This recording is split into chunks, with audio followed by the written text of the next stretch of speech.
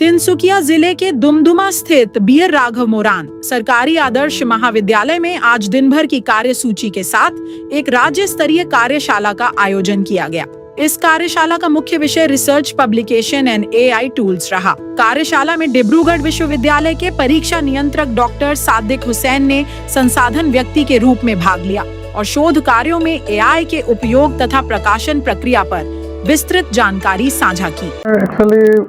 बीर Raghav Moran government model कॉलेजत एदिनिया এটা state level workshop হৈছিলে research publication and generative AI বিষয়ে আৰু ইয়াত বিভিন্ন কলেজৰ